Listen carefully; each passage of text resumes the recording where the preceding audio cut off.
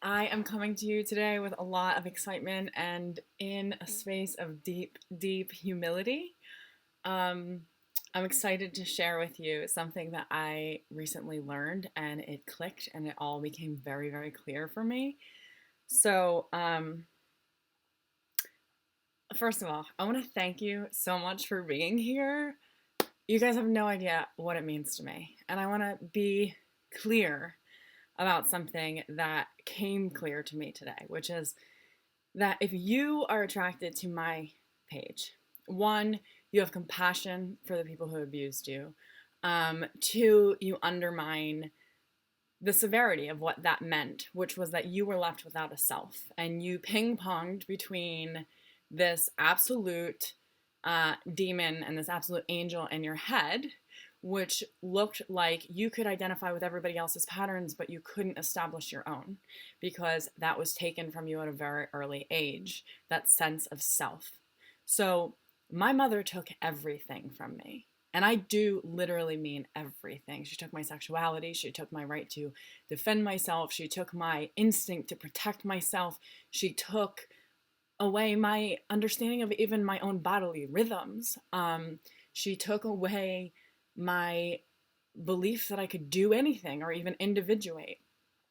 And I know why she took it away. I know that that happened to her, and I have compassion for that being true. And that's the only mechanism that she knew how to use of essence. I was too much for her. I had too many needs that she never got met. So she would tell me that I was spoiled, that I was stupid, that I was ungrateful constantly. And every single time that I established a sense of self, I was told I was selfish.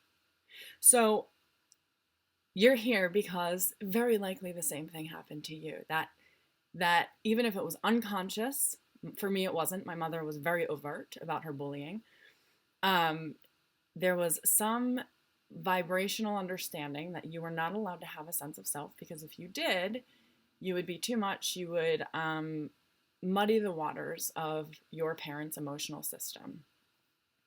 So, this being said, the journey that I have come through, and I want you to get that I wrote a book. My parents told me they would disown me and sue me, okay? And I did it anyway. I got to a point where I said, I am owning what's true. And I'm not going to hide behind this facade of like, oh, we're like normal people. And actually, it was in that breaking of the image that my parents wanted to keep and still do. They say that they haven't read my book because they're, uninterested in really letting all of that image be shown to them. But I owned it because for years, my mom would say, you don't even know what it's like to get beat because her father beat her siblings and her mom bloody and put them in a hospital. When for me, she would just say, I'm in a blind rage and I can't help it. So then I associate rage with helplessness.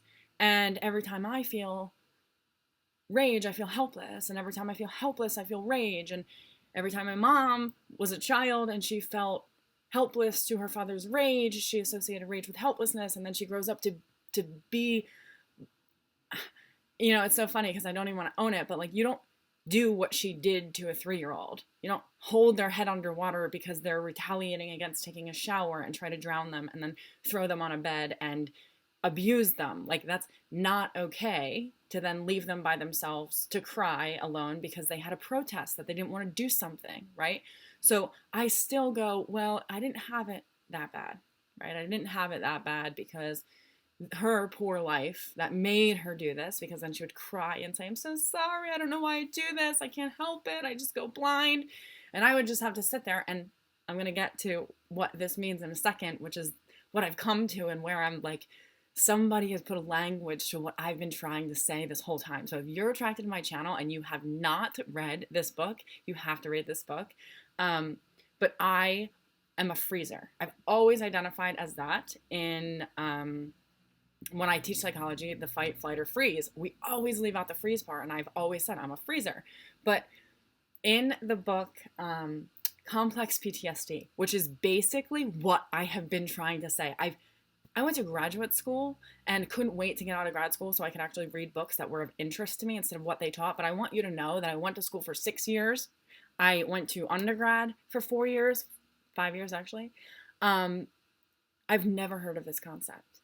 And this is what I'm trying to say. So you have to read this book, Complex PTSD From Surviving to Thriving. I actually don't even remember. The author's name is Pete something. But I was listening to it like, oh my God, he's saying what I mean, what I'm trying to say. The whole time that I keep trying to pick apart this codependent empath thing, what he's saying is what I'm saying.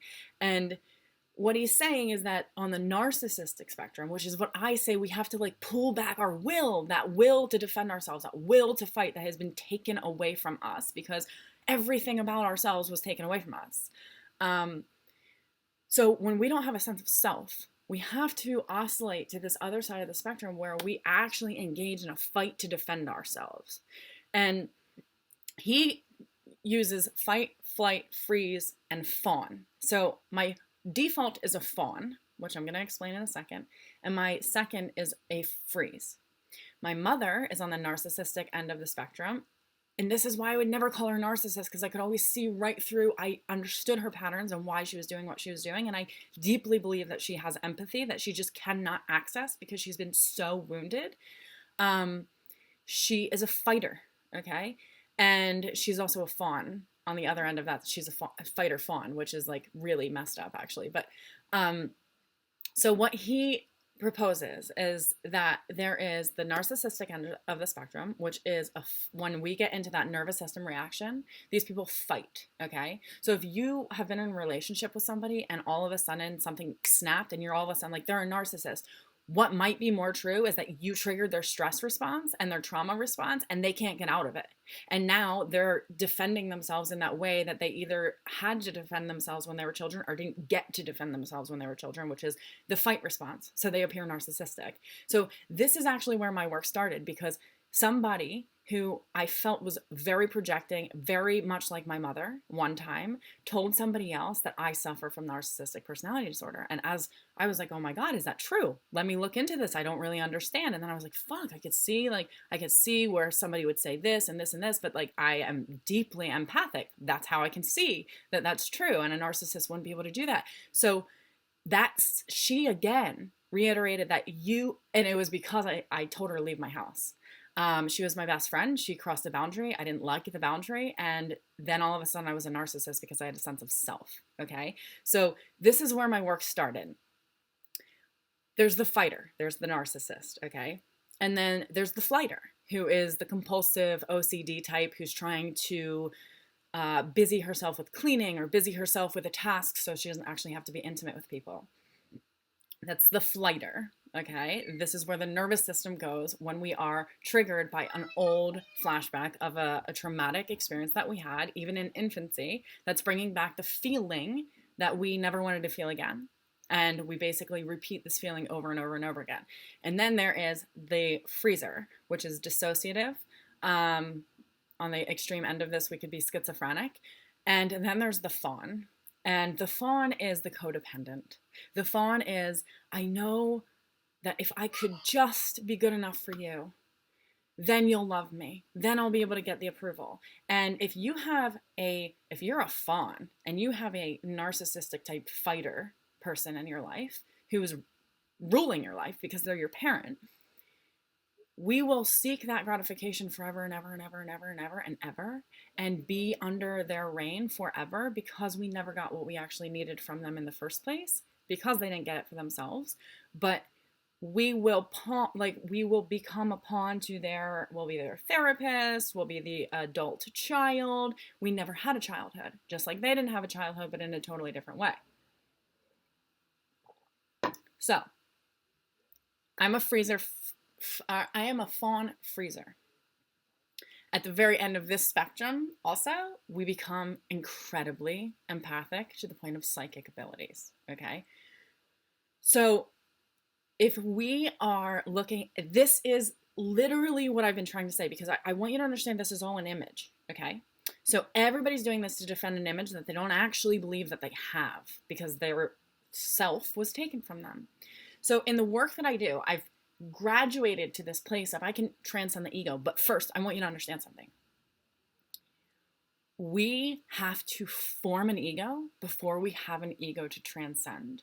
And that is the missing piece I've never been able to clarify about the steps that I've taken to get to where I can see myself and carry myself and carry my ego and go, okay, I love you. You're in there, right? But before, I was ping-ponging between what this book is calling the inner critic and the superego. So it's saying that if basically you're a fawn type, you have a superego in you that is a chorus of angels going, oh my God, like, let's be righteous and holy and let's be in this holy relationship. And if you're just good enough, then you'll be loved. And the second that you're not good enough, you have an inner critic, which is literally the inner narcissist, pecking at the fawn, just being a bitch to it. That is the inner critic. And we operate, everybody on this spectrum in complex PTSD operates on the spectrum. But a fawn is going to be somebody who their inner critic, they're always attacking themselves. And then we hate ourselves. We're passively suicidal. I'm still, to this day, passively suicidal, often. Actively suicidal has been, it's no longer a part of me. I don't believe my suicidal thoughts. Which a lot of people write to me and say, oh, I'm suicidal. I don't believe those thoughts at this point in my life. I understand the frequency and the vibration, which is just like, let me out. And I think that I have had seizures to masquerade that sensation, to let me out, just like get me out of this situation. So we oscillate between what Freud would call the superego, which is this, collective righteousness, this holiness that we should be. And we come into the planet hoping that we are that thing. And then our bully tells us, you are a piece of shit. You are a piece of shit. And then we internalize the bully's voice and we become that to ourselves. So that's why I say, like, and then the fighter people, they externalize the inner critic. Okay. So they go, you're wrong. You're the asshole. Or we go, I'm wrong. I'm the asshole. If I could just be better, then this would stop. No, it's not going to stop even if you're better, because for those people, it's not going to stop. It's not stopping for them until they do the work to like center in themselves. This guy's even using kind of the same language that I've been using, but he puts words to it. Okay. I'm so excited about this. Okay. So anyway, what I want to offer you today, besides that information, is that, so I started out this video saying, my mother took everything from me. And I have two kinds of people that come to me when it comes to security and self. I have the people who go, I am incredibly established in the world and I have zero sense of self. I have money, and I have these great things, but I don't own myself. And then I have other people who go, okay, I literally have nothing and I'd rather have nothing than have anything, because, and this is where my healing work has to begin, because I realized this yesterday as an umbrella theme of my life. As somebody who went to college, had kids very young, I never got ahead financially. I'm 35 years old. I don't have a retirement plan. Okay. That's like, some people could look at me and be like, well, that's normal. And other people would be like, you are an idiot. And there's a lot of debt there. Let's just say that. So security, when it comes to security and money and the codependent, I see two types of people. The people who try to use the finances as a way to control what they give. So, and this is my mother. She will make money and literally blow it that day. And she'll give to people and then martyr herself that she has no money because she gave it all away. And this is a mechanism of her mind, which when she was a child, she didn't have a choice of what was given and what was taken from her, right? So she uses that mechanism to, one, hold over people, to be in control of the image that she wants to uphold, okay? So in my experience, what I realized yesterday is that I never had anything, so nobody could take it. I felt like literally the essence of every part of me that was a real person was taken from me. And there's a psychic part of me that goes, I don't want to have it because I don't want my mom to take it. I don't want to have to give it to her, because I was always told I was ungrateful for what she gave me. I was always told I was like selfish for actually receiving what she gave me. Like, it made no sense. And it made sense to me yesterday. I was like, holy shit, I literally hold myself back financially because I am afraid that yet again, she's just going to take something that was me, that I made, that was like a part of what I am. So, and then there's the other end of the spectrum, which is the people who go, okay, well, I felt so robbed that I'm going to accumulate massive amounts of money and I'm going to be in control of how I give that money. And if I don't prefer what you're doing, I'm not going to give it to you. Right. So, and I'm not saying that's wrong or bad. I'm just saying, look at the ways in which we establish our sense of security to get unmet needs met, which was that sense of ourselves, being in ourselves and being taken care of and being provided for and being able to establish what it is we're not willing to give, what somebody cannot take from us, which is our will to protect ourselves, our instincts to say, this is me and I'm going to hold this for myself. So let's just, right now, I want you to center yourself. And I want you to sit with me for a minute. Just feel your bottom, like literally feel your butt, the bottom of you right now. And I want you to establish a center of you, wherever that center feels like in your body. And we're not going to let this expand. What we're actually going to do is we're going to call in all of the pieces of ourselves, all of the parts of us that we have neglected, rejected, all of the energy and vitality that we were when we were children, that we, even though it was taken from us, it never really left us. That if we just call it back and let it be and allow it, it's going to heal our bodies, it's going to heal our minds, it's going to heal our hearts. I want you to call all that energy back in whatever way you have to do that. And I want you to feel it almost like strings from every direction in the universe. So far out, it's ridiculous. Just sucking right back into your field, right back into that part of your center.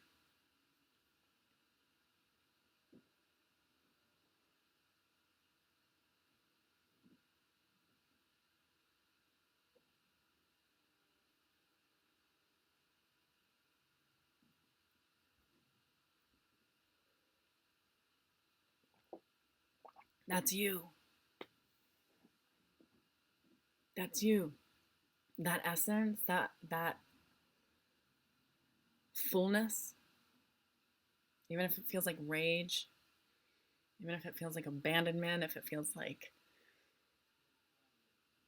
dancing, laughing, all of those parts of you that you have cut cords on and said, I can't be this because if I'm this, they're not going to love me. They weren't going to love you anyway because they couldn't love themselves. So I'm not saying our job is to protect these people. Obviously, they've been protected. What I am saying is that the more full you become, at the end of my rage, when I said, I'm doing this, I'm publishing my book because it's my story. Sue me, I'll write about it. Don't care. Freaking didn't have anything to take anyway. Disown me, I'll write about it. It'll be a whole new story. Bring it. From that space of vitality, which I did not have it in me to conjure up until I really recognized, like, I'm not insane. You made me feel like I was the insane person, and my only defense against mental illness was to be everything that you wanted me to be.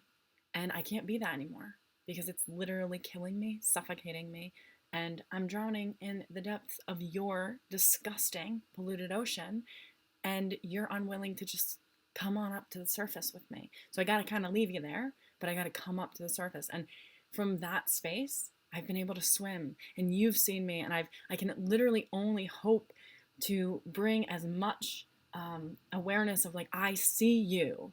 I was not forgotten. When I share Imperfectly Sane with people, and when I read this book, Complex PTSD From Surviving to Thriving, I go, I have not been forgotten, because this book is literally describing us, me. It's going, I see the inside of you, and I know that you've been hidden and hiding, and I can only hope that Imperfectly Sane and the story of my vision from the inside out can bring you that same clarity and relief that I have been brought by reading Complex PTSD from Surviving to Thriving. So read it, read it, read it, read it, read it.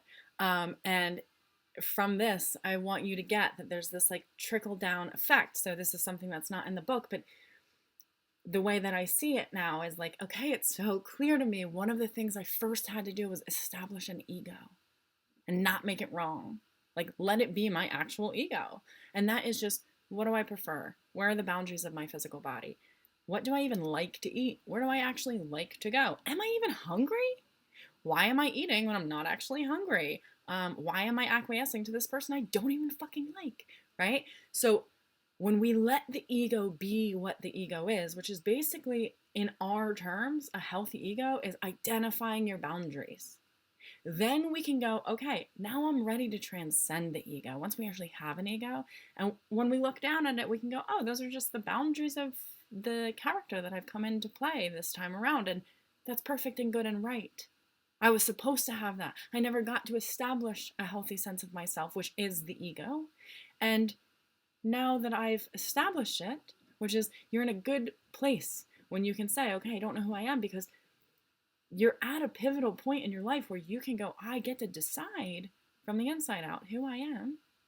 And then once you decide who you are, you get to transcend it and look at it and go, okay, and I love this anyway. And I can take away parts, or I can express parts. No, I can express parts differently, but I don't have to take them away. I'm allowed to keep them. They're mine. Like, this is my vitality. This is my energy system. This is my essence. And that is what makes you a real person. That's what made me real. When I reclaimed the essence that my family took from me. When I stopped scapegoating myself, telling myself I am the fucking piece of shit and they must be right and I am flawed, I got to come back to me. And I remember this me. I do remember this me. I remember this me. And this is another thing I want to offer you today. You made the decision to come to this planet with the knowing that you would experience the full extent of this human condition.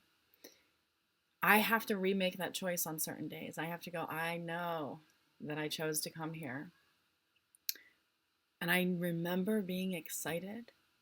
And I remember feeling like this isn't what I thought it was going to be. Nobody's excited to see me. Bright-eyed, bushy-tailed. I was like, guys, I'm here.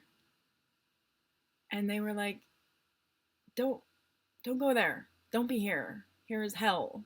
This is annoying. You're too much, right? So remember the you that made the decision to come in excitement. I remember us from that space. And that was a full space. And that's the space we're trying to go back to. So that is your essence and your vitality. And you are allowed to have it. So call all of those parts of you that are missing back. Once you establish a healthy ego, then the work is transcendence. But we can't look down objectively at the ego until we have established one. And when we're in this ping pong phase as fawns between superego and inner critic, we're in everybody else's ego and have no idea what position to take. And that's the image, though. So I'm sorry, this is very long, but the image is we're trying to fit into the image because it didn't work this way, it didn't work this way, it didn't work this way. And when we can kind of funnel that in and go, okay, like I want to feel myself from the inside out.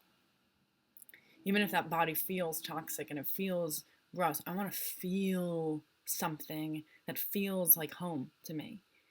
When we do that from the inside out, that's where the healthy ego is established. It's not going to be from the outside in where we go, oh, I'm going to be like this, I'm going to be like that, I'm going to have this house, I'm going to do that. Those are all parts of the image that we've been forced to shove ourselves into when all of us was taken from us. So we don't want to establish this like, okay, I'm turning into the inner narcissist by being this way. I'm going to fight now when it feels unnatural to fight. What I mean by that is the essence that it takes for you to become the person who sticks up for yourself, and you don't even have to stick up for yourself, because I think a lot of us, like, then we get all like, I have to go talk to my parents, or I have to go tell this person to fuck off. It's not like that. It's the vitality of like, I got me. I got me. I got me. I'm here. I got me. Okay. And they might think I'm fucking crazy, and they might think I'm wrong because I do it this way or that way, but I got me. They don't got me. I'm not worried about what they got. They don't even have themselves. Okay. So we have to come from the inside out, as far as preferences, as far as boundaries, as far as like what our edges of our essence actually are, and what we basically pull in based on that. That's our ego, and that's a healthy ego. Okay. And once we get that, then we can extend to objectivity. But first, we have to get inside of a healthy ego. So find your ego. Find your ego. It's okay. You're allowed to have it. You're supposed to have it. It's the edges of what you are, and you're edgy as fuck anyway because you're intense, or else you wouldn't be here. So find your ego, even if it's whatever. Just find your ego from the inside out. Okay. Thank you. Thank you. Thank you. You guys bring me, and it was actually somebody who was on here who sent me, I have complex PTSD. And I was like, I literally have never heard that term. So I figured I needed to figure out what that was. And it sent me to here where I get to share this with you. And I think it's really, really necessary and vital information. So you guys are so loved. We're so protected. Bye.